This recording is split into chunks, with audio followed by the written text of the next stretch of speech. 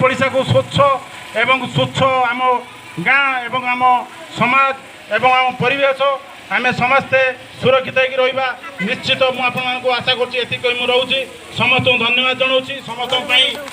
समस्त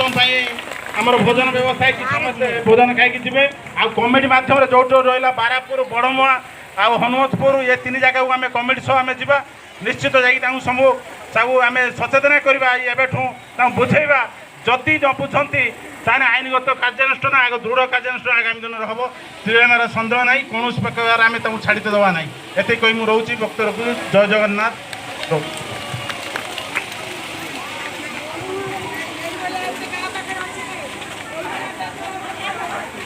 खाई सब खाई